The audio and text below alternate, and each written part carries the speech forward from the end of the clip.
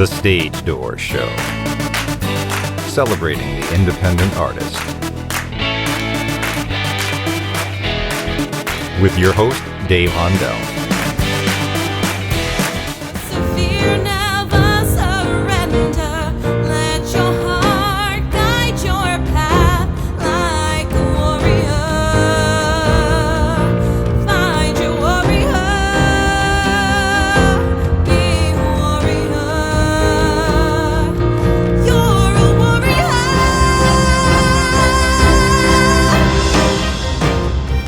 Welcome to the Stage Door Show tonight. This is Dave Hondell. I'm very excited to have my guests on tonight. They are the creators of Savage the Musical, and can't wait to get into this with them because this is a great story. I've been doing a lot of research on this, and I can't wait to have you all hear about it tonight. With me, I have Nicolette Blunt, who is the writer, co-writer, the lyricist, and the co-composer. Welcome, Nicolette. Thanks. And I also have Lyndall Hart, who is the co-writer of Savage the Musical. So welcome, Lyndall. Thank you. Good to be here. Good to have you both. First of all, Nicolette, I want to get into this first with you because I know this is your great grandmother, who is the story. The story's about her. But why don't you get into the story a little bit about who your great grandmother was and about her performing, and because I think this is it's fascinating because I know it was from the 1920s, but it's still relevant today. So why don't we talk about that a little bit about your great grandmother? My great grandmother was Chickasaw Native American, and I'm actually I'm a registered member of the Chickasaw tribe, even though I don't look it. I know, but you can't judge a book by its cover. Yes, she was Chickasaw. She grew up on the Chickasaw reservation, and she got married, had 2 children, and then she, without giving the whole story away, she became a sharpshooter in circuses and vaudeville, and she was not only shooting guns but also shooting bows and arrows. And then, unfortunately, women didn't have many choices back in the 20s. So it wasn't a common thing to be a working mother who wanted a career and to be able to keep your kids. She ended up having a lot more kids than that. But for the sake of the musical, we're focusing on my grandfather, Paul. And so we focus on this relationship. And unfortunately, she couldn't take him with her going forward into her career of vaudeville and then silent films. And then Lyndall, do you want to continue? I'm not sure how much we should share here. Well, I think that the crux of the story is really what motivated her, what drove her to have this career that she did, and the sacrifices that she made in order to be able to support herself as a single mother. And so performing was what she was able to do, and she did that in circuses, vaudeville, and in silent film, and sometimes simultaneously.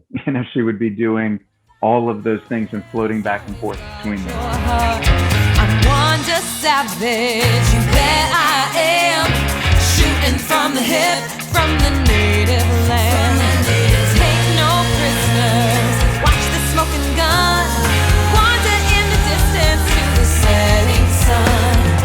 Wanda Savage, Wanda Savage, Wanda Savage, Wanda Savage. Chickasaw by birth and savage for life, raised in the West, my soul formed by strife. Survival of the fittest, day by day. Better to be the hunter than to be the prey. I lived on the streets, I've been homeless, but don't ever cross me, I'm ferocious. You've never seen a faster gal shoot like this.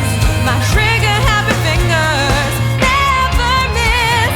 I'm Wanda Savage. vaudeville was entertainment back then. People didn't have the kind of money they have maybe today to go to concerts, and that didn't even exist back then. So vaudeville was really it.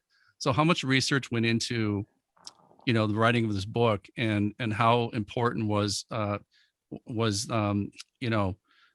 your great grandmother, Nicole? I mean, how important were people like that to society? Because that was how they that was their release from their everyday struggles, right? Yeah. And so we did a lot of research in addition to the stories I grew up with from my family. Actually, she has a ranch in Wyoming that's still there today, and her part of my family runs it. And so we did a lot of research. We looked up old newspapers. We found things that our family didn't even know existed. We found newspaper articles in Australia, all over the place, with pictures of her and all kinds of stuff.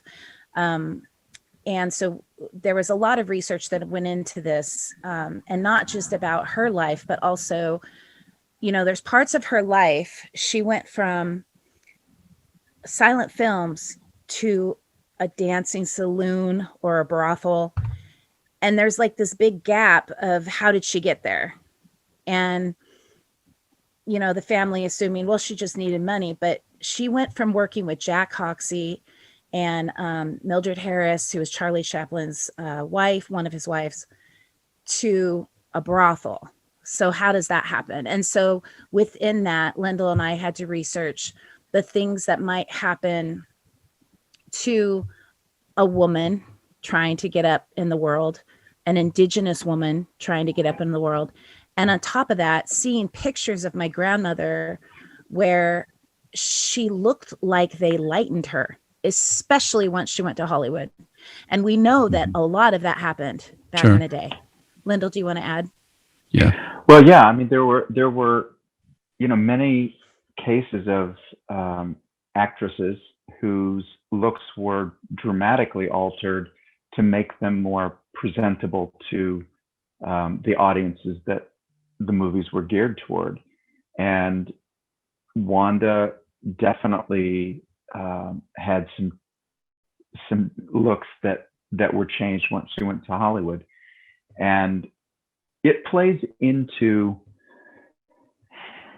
some of the issues of race that we're still dealing with 100 years later.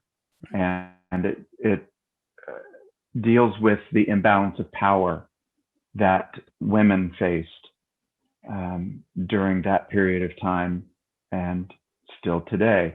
So, we've been working with some of those ideas and some of those issues that Wanda obviously faced, and putting them in an historical context of the period that she lived.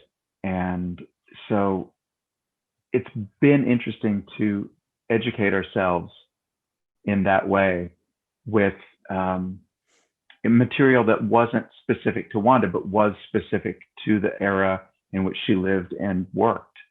And so it's eye-opening, and it's even more so because some things just haven't changed as much as we think they have, or as we'd like to think they have. Yeah, and I would say there's a balance between what is historically accurate in her life and things that we've had to kind of create based on the historical time that she lived in. Did she shoot a husband? Yes, she did. That's in there. I mean, so there are things in there that really happened. And then there's things that we kind of had to create. When you wrote the book for this, I mean, did you keep in mind, obviously during the time, the 20s, as we kind of just talked about, but, did you, because that was groundbreaking. It had to have been groundbreaking what she was doing, especially as an indigenous woman, especially a woman in the 20s. Did you kind of make something or did you kind of create the story to really kind of highlight that piece? And because I think, a lot of audiences today, a lot of theater audiences, from what I could see anyway, going to a lot of Broadway shows, living in the New York area, a lot of younger folks are going to the theater more and more now, and they might not be as well versed, I guess, in history or the 20s. Did you keep that in mind when you were writing the book? Yeah, Absolutely. Yeah. I was going to say that part of the indigenous part of the show, which is not the whole thing, but we gave enough of her background on the Chickasaw tribe. So my Chickasaw tribe has an endangered language. They have maybe 50 elders who speak the language fluently, and that goes down every day as they age and people pass away. So it was important to me that we put some of that language in the show, not in the whole show. It's basically in a few scenes. And we've done it in a way that you know what they're saying. We've gotten some feedback in some of our readings that we did a good job of that. They could understand what the word meant. Either someone repeats in an answer that made you understand what they said first in Chickasaw or whatnot. So that is in there, the indigenous piece of the show. And I really want to bring awareness to this beautiful language that may not be around much longer. The Chickasaws are doing a great job of trying to get a Rosetta Stone out there to us and things like that, to the tribal members to learn the language before it goes away. But that is in there. And as far as like the younger people in the 1920s, I think we've done a really good job with the music. I like to say that the music is jazz and blues inspired pop, or pop inspired jazz and blues. We recently got a quote from Kevin Lynch, who is a musical director in Broadway, and I posted on my Instagram, and he basically said, we sound like nothing out there, and it's a breath of fresh air, which, made us a huge compliment for us.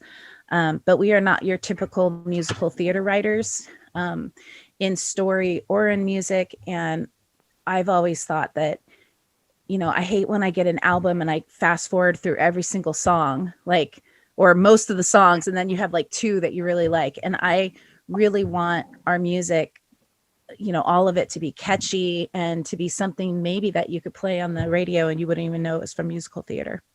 Well, let's talk about the music real quick. Talk about some of the songs that we can find on the album, and some of the songs that they'll hear in the musical, and how they came about when you started writing them. So we're going to come out with an EP next month, June 28th, on my mom's birthday. She's passed away from brain cancer. I'm sorry. Yeah. So I wanted to do something special. So the songs on the EP will be some of the songs that are already streaming, but a lot of them are kind of redone and added a few little verses in. So Wanda Savage, Cat's Meow, Warrior, Start Again, Lighten Up, Take My Shot, and Currency of Men. A lot. So I would say a lot of times I write the music myself. Sometimes me and my co-writer, John, who isn't here today, he has a brand new baby. So he and I will sometimes sit down and write a song together. Sometimes I will bring lyrics to him and I have the hook of the music, and then he and I construct the rest of it. He's the arranger of all the music. So anything that I write, he brings it up another level. I do a lot of writing in the shower. Sounds bad. I tend to get like lyrics and melody come to me all at once. Sure. And then sometimes I'll flesh out the lyrics a little bit more, but I'm usually thinking about a scene. I'm thinking about something that, Lyndall and I have already written the outline and the book, and thinking about something that needs to basically where a scene or a moment needs to be sung. When there's so much emotion that you have to break out into song in one way or another. Well, I was going to ask you that because, when you write a book, do you keep the kind of music in mind? I mean, so the book is written first and then the music comes after that based on the words in the book. How does that sometimes usually work? Yeah. Sometimes. This has been kind of going on in parallel for a lot of the time that we've been working together. And sometimes Nicolette will have, an inspiration that comes to her for a song that fits into a scene that we've talked about but haven't written. Sure. And then we can write the scene to kind of dovetail with that. And sometimes it's the other way around. Sometimes we've written the scene and she goes away and comes up with a song that fits into where we've, put an indicator that says song to go here. So it's been sort of happening in both ways simultaneously throughout the process. And it's not necessarily the way that every team works, but it's the way that we've worked. And it works for you. Yeah. It works for us. Yeah. Exactly. Yeah. And I think, I've been around theater my whole life, and it's, it's interesting to see the process of different writers and different lyricists and how they work, because it really is, different depending on who you are. And it's nice to be, like you said, the feedback that you got as far as being refreshing and that it doesn't sound like every other musical. I think that's important, especially now, because I think theater audiences, correct me if I'm wrong, but theater audiences are getting smarter. They're getting, they're seeing through things a little more than they used to. Definitely. It's not just about the entertainment value, but it's about leaving an impact with the story. When you walk out of the theater, you're going to remember the subject of that story, which I think is the whole point. And especially here with your great grandmother, Nicolette, I think it's important, especially like I said, especially nowadays with, just everything, the Me Too movement, and everything around race and everything about diversity, equity, and inclusion. I think it's important to tell stories like this to mass audiences, and who knows, you can change somebody based on a musical like this, that somebody walks out of the theater and they can be a changed person. So I think that's an important story to tell. The other thing I want to talk about the music is, a lot of times with musicals, I think the one thing you really remember hooks and different things about like, Hamilton, I guess, is one of the examples I'll say right now, because everybody remembers the music. But when you write music, Nicolette, for this musical here, what did you think about, as far as like, because I know that you wanted kind of a pop feel, but were you trying to go for a certain audience, or is it just something that you like? I mean, is it pop music is something that you kind of go towards, or when you write, is that kind of just your love of music, I guess? What kind of music do you like? So I'm classically trained, Okay. but I love jazz, and I sing pop and jazz, and Lyndall and I do musical theater together. So like as performers. So I have a lot of influences. For example, when I wrote Wanda Savage, I started out with the beginning of the hook, the whole first verse, and all I was thinking about is Wanda is this badass, sassy, strong. She wore pants all the time in a time where women were being put in jail for wearing pants.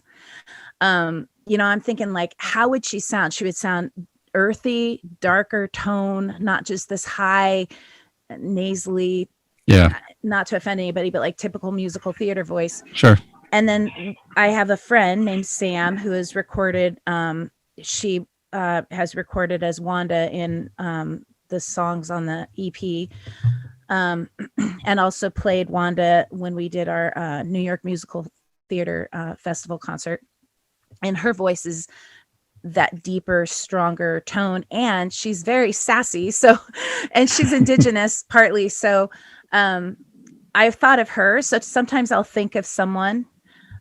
Same with Currency of Men. That song was written about Vivian, who uses men to move up in the world, as women did in the 20s. They didn't have many choices. So it's like, sleep with this guy, go and marry that guy. Oh, that guy makes more money. Divorce that guy, go marry that guy. And so she's kind of the epitome of that in the show, which is a stark comparison to Wanda, who's the strong woman. Like, I don't give a damn. I'm not going to do that. But in Currency of Men, I wanted to show, I figured she would be like, it would be more of this bluesy thing of her talking about how she uses men but then it's killing her inside. I learned long ago how to get that dough. You take what's yours, even if it's hers. That's the way it goes. I've been around. I know how this goes down. He makes the cash, and I just shake my ass. It's the currency of men. It's hard sometimes to play this game of theirs. I've left behind pieces of me everywhere. To move up in this life, a girl must do all that she can. Use the currency of men.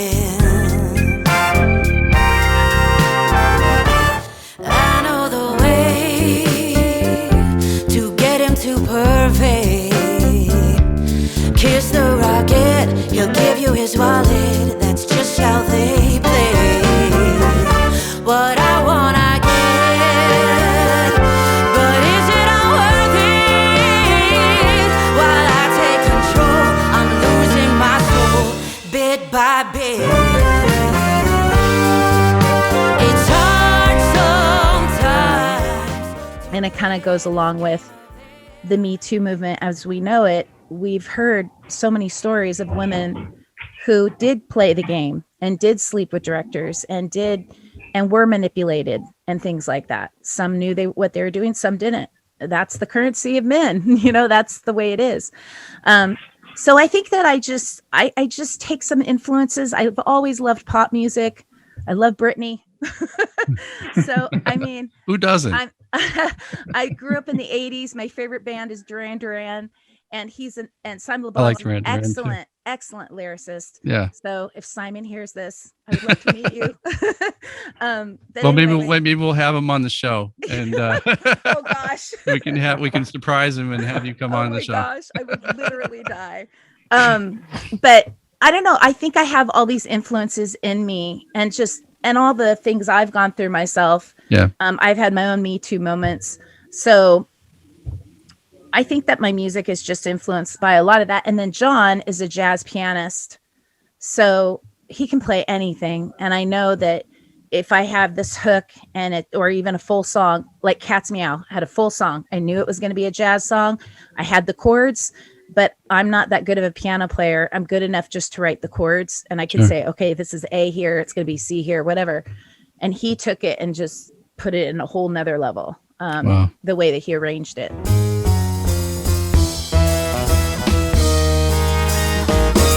You're in over your head. Sorry you've been misled. There's no more room left at the top. I'm already there.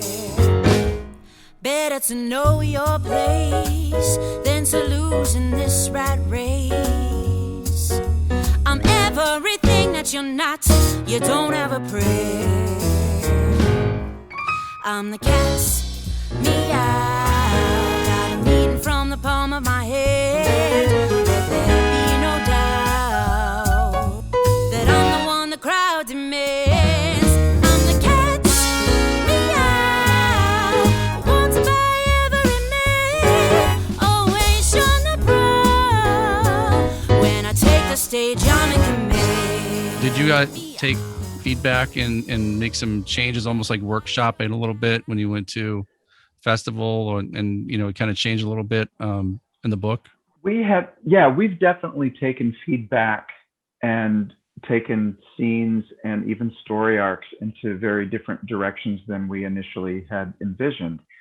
And we're still doing that. We have had readings both in Western Mass, where we live, and in New York City. And we've taken the experience that we had with these readings, bringing things to life a little bit more than just the two of us sitting reading back and forth to each other. And it's illuminated some of the ideas that we want to bubble up to the surface. And we've realized, okay, that has to change because it's not quite clear yet. And so we keep going back and looping through and finding things that need to be clarified and that need to be changed. And there have been characters that have been jettisoned and then new characters brought in, and a whole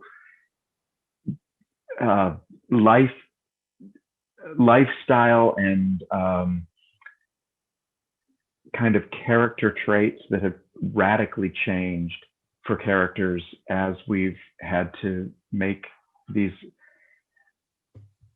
adaptations to new ideas. So we've definitely taken feedback from performers and from other professionals in the field, and just, you know, people who have been in the audience, and taken that into consideration when we are rewriting things. And Nicolette, now that, you know, the pandemic is, I mean, we're seeing signs of it, you know, kind of, we're getting back to normalcy a little bit. And, you know, I know that Broadway is going to be coming back this summer. So with that being said, you know, what are you going to do with this musical now that we're kind of ramping things up again? Do you have, what kind of plans do you have for it now that we're getting back into the theater soon? So just to let you guys know how the musicals work, usually it takes 6 to 10 years on average for a musical to get going. Yep. You know, if it's a jukebox musical or movie to musical, which seems very popular nowadays, I think we honestly, my opinion, need more original stories, but that is what it is. They're money makers and they're quick, you know, so those may be a little shorter. But we've been working on this for 4 years, going on 4 years, or no, past 4 years, right? Past, a little bit past. Yeah. Sure. Close to 4.5. We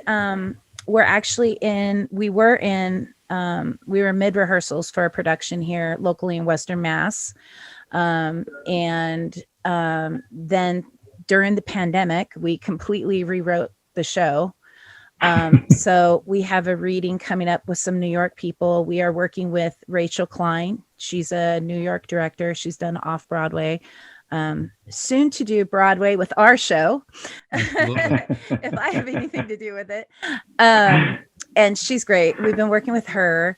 And so we're doing all the steps necessary to rewrite and to move it forward. At some point, we need to do a 29-hour reading, workshop it more, and just keep moving it forward. And whether we do regional first, I'm assuming it will probably be regional because our show is a really big show. And unless it's a big off-Broadway theater and there's not many, chances are I'll probably go regional first and then go to Broadway. But it's definitely a process. And yeah, we're like, you know, I guess we're kind of like grassroots underdog, like nobody knows about us and here we come, you know? Well, I know, like I said, we're big theater people at the Stage Door Show. So anything we can do to help push it. Totally appreciate that. Yeah.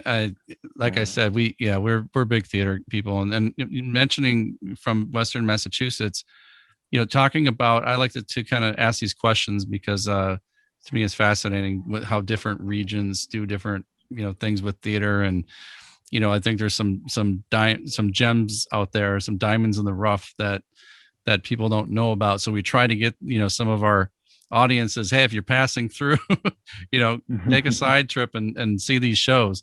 But Western Massachusetts, how is the theater community there?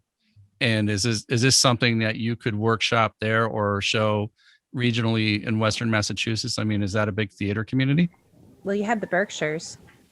That's right. And that's a big, Yeah. A lot of people go there and then move forward. Go ahead, Lyndall. Yeah, no, I was going to say there's a lot of smallish theater companies right in our area, but more, you know, when you go a little further out, like you go to Hartford or New Haven, Connecticut, which are about an hour to an hour and a half, 2 hours away, or you go to Boston, there are big theaters and big companies that actually could mount this size show, and it's the kind of thing that they do. So there's definitely options within our region that I think would be a good fit for the show and for us, and would make it possible for us to take the next step toward Broadway for sure. Moulin Rouge started in Boston, so yeah, absolutely. Not only that, but the Fringe festivals. There's a lot of Fringe festivals. I think I want to say the Orlando Fringe Festival, which I'm very familiar with, is starting up soon. But a lot of musicals that go through Fringe festivals actually get noticed at Fringe festivals, so that might be a great option as well. But I want to get into both of you and your careers, because I know Nicolette and Lyndall, you say you did a lot of musical theater together, but doing my research, you both performed at Carnegie Hall. Is that correct?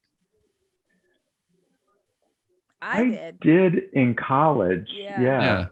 Yeah, it wasn't like a solo show. Yeah, but Right. just to step on that stage would be amazing, and Yeah. what a great opportunity to put on your resume. Mine was in the 90s, and I started taking pictures inside there, and one of the people who worked there said, you either have to stop or I have to take your camera because it's illegal to take pictures in here. And I was like, oh, okay. I was like, put my little disposable camera away back when we didn't have cell phones. That's right. Yeah. Well, I mean, just just talk about a little bit, Nicolette, your singing as well. I mean, did you start out being a singer, or did you start out in theater and then started singing? How was that? Yeah, I started singing from the moment I had a hairbrush and a long mirror in my bedroom. And this also probably goes back to jazz roots. My grandmother, not the side that Wanda Savage is on, my father's side, she sang in big bands, so she taught me how to harmonize. So as long as I have known, I've been able to harmonize. Usually when we figure out the vocal parts for Savage, I'm figuring out most of them already by the time we go into the studio, just by ear. But she used to sing, and she would tell me to sing. She would teach me a song, tell me to sing the melody, then she would harmonize with me. So that was like the beginning. And then I was in like a girls choir when I was younger, a professional girls choir.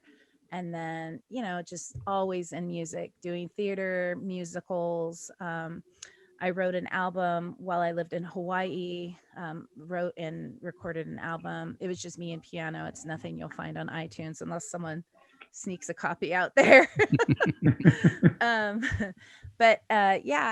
I probably started writing music. Well, I would say I was fiddling around with it and writing when I was young, like little. But my parents were like, "Oh, that's so cute," and it was just. But I've been writing poetry probably since 5th or 6th grade, continuously throughout high school, and always singing. And then I actually started writing music probably when I was about 20. Wow. So that's about, how old am I now? How old am I, Lyndall? Almost 28 years. Wow. That's a great career. And Lyndall, I understand you played the creature in Frankenstein, and it was very popular. I did.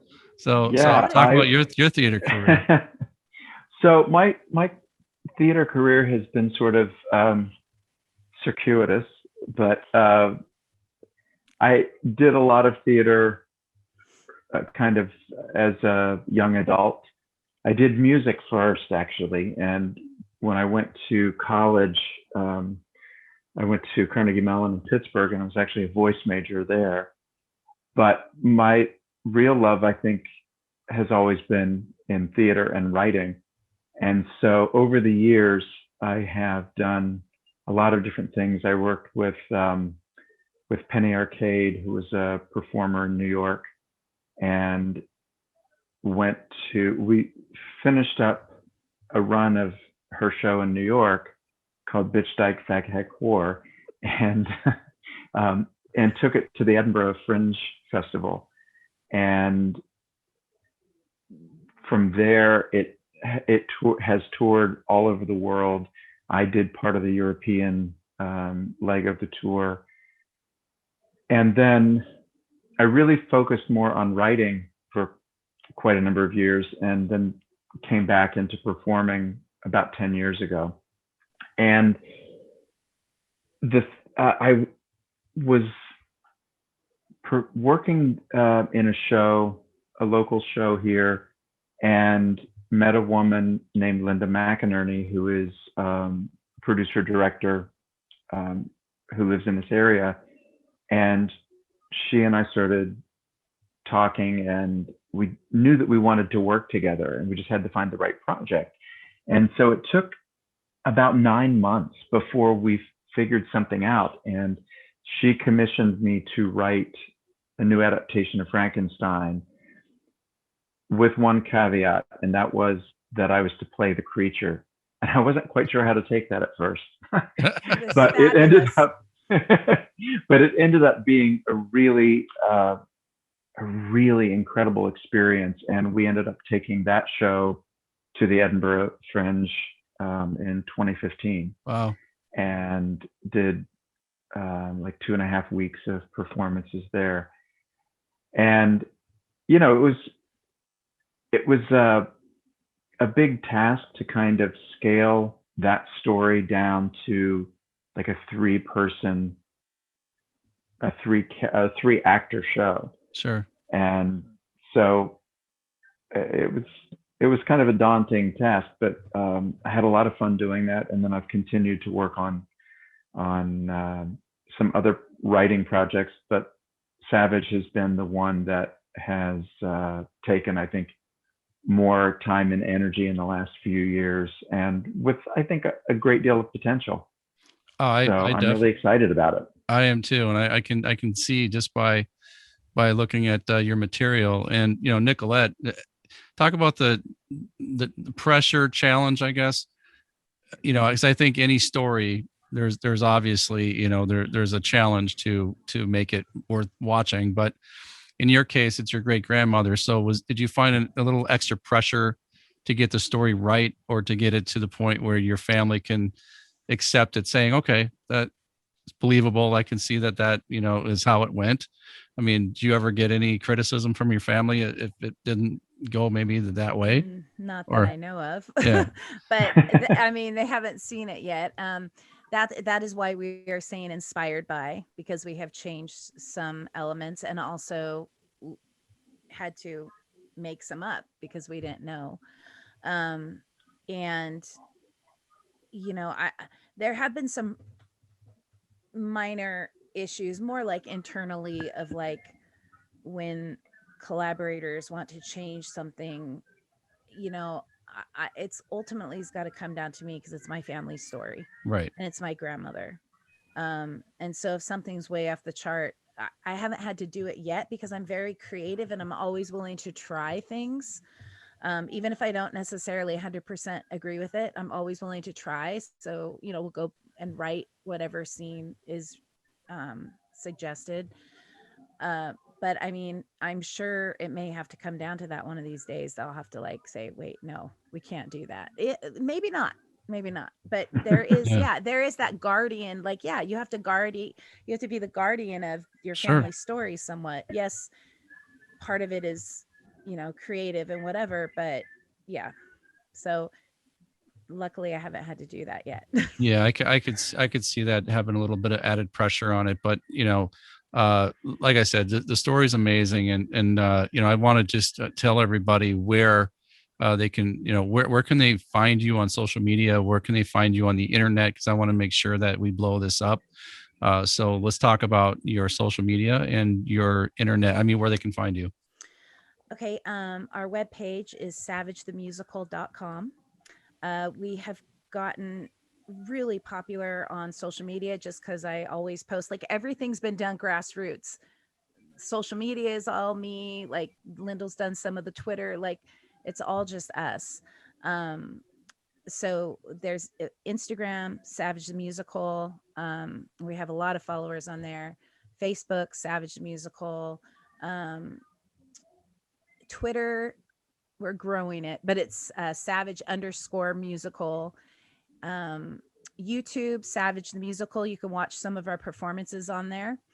And then we have had some vaudeville type performances, not the whole show being shown, but maybe a song or a scene that is on there. We recently did a great collaboration with Mackenzie Lerner, where she did this great dance to Currency of Men. It's fabulous if you go check that out. And then also you can find our music on iTunes, Spotify, all the platforms that stream music.